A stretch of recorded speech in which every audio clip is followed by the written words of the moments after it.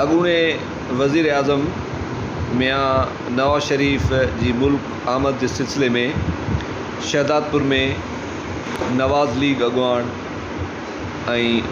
नवाज़ शरीफ़ जी आमद जे इस्तक़बालिया कमेटी के कन्वेनर बशीर अहमद मेमूर की अगवानी में शहदादपुर, हाला, मटियारी, सांगड़ समेत मुख्तलिफ़ शहरन में नवाज़ लीग के कारकुनन वडे अंग में रेलवे स्टेशन ते पहुंची वींदड़ स्पेशल बिन ट्रेन में सवार थियण नवाज़ शरीफ़ के आदर भाव के लाहौर वञण के लाइ पंहिंजो सरगर्मियूं रखियूं ऐं उते कारकुनन रक्स पिणु कयो। ऐं जॾहिं त बशीर अहमद मेमूण के भाउ नसीर मेमूण, नवाज़ लीग अगवान नूर मोहम्मद दायरी ऐं मैडम कौसर मीडिया से पिणु ॻाल्हायो।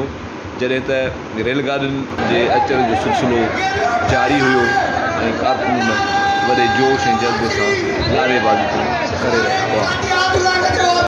अभी भी मैं सब दोस्तों को कहता हूँ, सफर से एक दूसरे को एहतराम के साथ जब ट्रेन आए एहतराम के साथ सवार हो।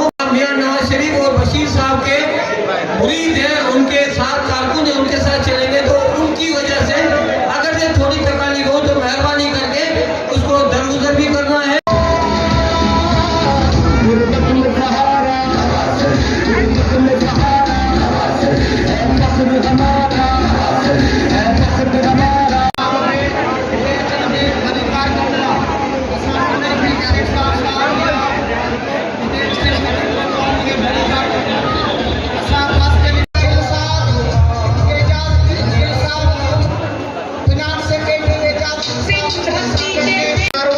इंशाअल्लाह ताला समंदर बनकर लाहौर मीनार पाकिस्तान पर टूटेगा।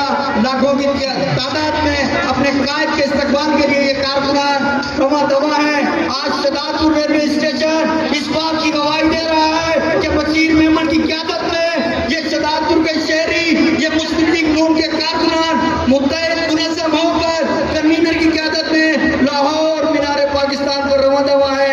आरिफ कुरैशी साहब को भी खुशामदीद कहते हैं। आरिफ कुरैशी साहब रेलवे ट्रैक पर तशरीफ लाए, उनको भी खुशामदीद।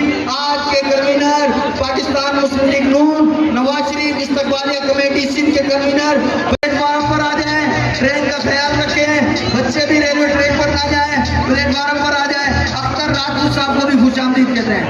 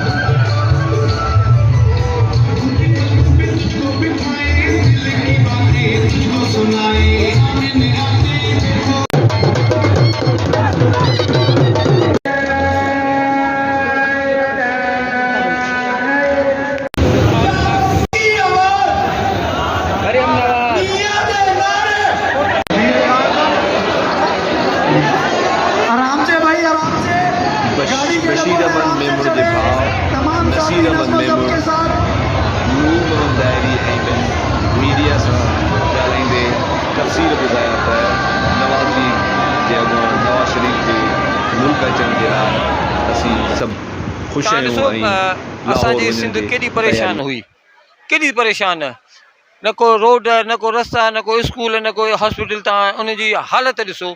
वजह सिर्फ़ु आहे त 15 सालनि खां असांजे गले में जेको तोक पियो आहे पीयूष पार्टी जे सूरत में, उन जे करे असांखे तकलीफ़ थियूं आहिनि।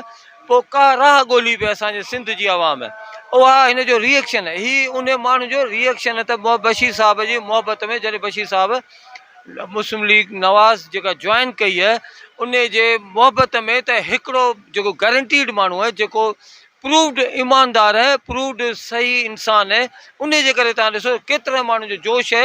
ऐं हीअ सिर्फ़ु सिर्फ़ु असां सिंध जो अञा चोथों हिसे ते पहुता आहियूं, अञा बाक़ी सिंध बची पई आहे। हाणे छा थो थिए, गाॾी जी हालत तव्हांजे साम्हूं आहे, तव्हां ॾिसिजो ॿुधिजो। वरी उनखे आउं त तव्हांखे हथ ॿधी ॾियां, तव्हांजी रिपोर्टिंग कजो। ही पाण ते जेके माण्हू बीठा आहिनि ॿिनि गाॾियुनि जा माण्हू हिते बीठा आहिनि, ॿिनि ट्रेनुनि जा माण्हू हुतां जेके अचनि पिया तव्हांजे साम्हूं थींदा। हीउ सिर्फ़ु मटियारी ज़िलो ऐं शहदादपुर तहलको उन जो बि कुझु हिसो, मथे डिस्ट्रिक्ट सागड़ जा माण्हू टंडियाद मां पिया चढ़नि। इहो तव्हां ॾिसी वठो। ऐं इंशाअल्लाह बशीर साहब जी क़यादत में नवाज़ शरीफ़ जी हिदायतुनि ते इंशाअल्लाह सिंध तरक़ी कंदी। ऐं तव्हां हीउ जेको रस्तो सफ़र हले पियो इहो सिंध जी तरक़ी ॾांहुं सफ़र आहे। 21 अक्टूबर 2023 21 अक्टूबर 2023 ते इंशाअल्लाह ताला मियां नवाज़ शरीफ़ पाकिस्तान जे सरज़मीन ते अची रहियो आहे। उहो ख़ुशहालीअ जो ॾींहुं खणी अची रहियो आहे, महांगाई बेरोज़गारी खे ख़तमु करण जो ॾींहुं खणी अची रहियो आहे। 21 अक्टूबर 2023 इंशाअल्लाह पाकिस्तान जे ख़ुशहाली जो ॾींहुं हूंदो, मुल्क जे ख़ुशहाली जो ॾींहुं हूंदो, सिंध जे ख़ुशहाली जो ॾींहुं हूंदो, सिंधी माण्हुनि जे ख़ुशहाली जो ॾींहुं हूंदो, सिंध में रहण वारनि जे ख़ुशहाली जो ॾींहुं हूंदो। इंशाअल्लाह नवाज़ शरीफ़ ईंदो, सिंध में अमन क़ाइमु थींदो, बेरोज़गारी ख़तमु थींदी, हारी मज़दूरनि खे हक़ मिलंदो, शागिर्दनि खे हक़ मिलंदो, प्रेस जे दोस्तनि खे, इलेक्ट्रॉनिक्स मीडिया जे दोस्तनि खे हक़ मिलंदो। इंशाअल्लाह जेके पाबंदियूं गुज़िरियल हुकूमत में लॻियूं उहे सभु ख़तमु कंदो। नवाज़ शरीफ़ जेको अचे पियो उहो मुल्क में ख़ुशहाली खणी अची रहियो आहे, पाकिस्तान में खुशहाली खणी अची रहियो आहे इंशाअल्लाह। खुशी है कि हम पाकिस्तान मुस्लिम लीग के लिए हम पक्के कारकुन हैं, हमें ओहदों की भी ज़रूरत नहीं है, हम कारकुन हैं, कारकुन बनकर काम करेंगे। बशीर साहब की क़यादत के अंदर हमारा पूरा काफ़िला जा रहा है, शहदादपुर आला सब हम मिलकर पूरा सिंध जा रहा है बशीर साहब नसीर साहब की क़यादत के अंदर। हाँ मियाँ